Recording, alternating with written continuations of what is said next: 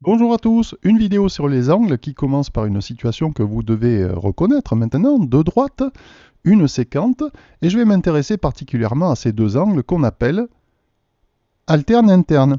Alterne-interne, et je vais aussi me placer dans une situation très particulière, la situation où les droites sont parallèles, les deux droites de départ sont parallèles. Vous avez donc sous les yeux deux droites parallèles, une sécante et les angles alternes internes. Je vais maintenant faire apparaître la mesure de ces deux angles-là et nous constatons que tous les deux mesurent 68,4 degrés. Tiens, les angles alternes internes semblent égaux dans cette situation.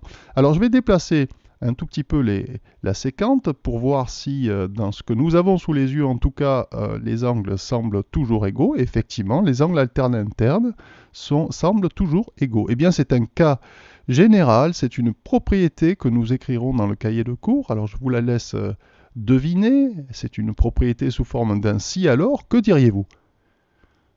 Eh bien, si les droites sont parallèles, c'est ce que nous avons vu, nous étions dans cette situation, alors les angles alternes internes sont égaux. Alors ce que j'ai écrit n'est pas forcément très correct du point de vue du français, mais enfin on se comprend, si droite parallèle, alors alterne interne égaux.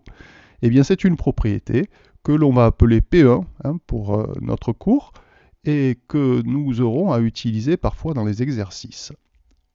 Une autre situation maintenant, vous voyez que là nous avons deux droites qui ne sont pas parallèles, deux angles alternes internes qui ne sont pas égaux, c'est le cas général. Les angles alternes internes sont différents d'habitude. Je vais déplacer ces points, tout un tas de points pour constater qu'en général, effectivement, les angles alternes internes sont différents.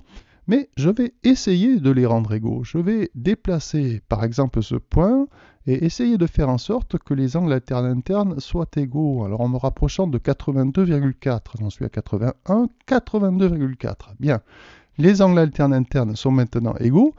Et que diriez-vous? Eh bien que les droites sont parallèles dans ce cas-là. Ah, si les angles alternes internes sont égaux, à ce moment-là, on a l'impression que les droites sont parallèles. Eh bien, c'est une propriété générale qui est effectivement vraie tout le temps. Et alors, que diriez-vous d'un point de vue du point de vue du si alors? Si, eh bien, les angles alternes internes sont égaux, alors, eh bien, les droites sont parallèles. Attention, nous avons vu au tout début de la vidéo une autre propriété qui disait que si les droites sont parallèles, alors les alternes internes sont égaux. Nous avons donc affaire ici à quelle propriété, d'après vous? Eh bien, une propriété réciproque de la propriété 1 que nous allons nommer PR1, R comme réciproque. Bien. Alors, ce que nous avons vu finalement, c'est que nous avons une propriété P1 qui dit que si les droites sont parallèles, alors les angles alternes internes sont égaux.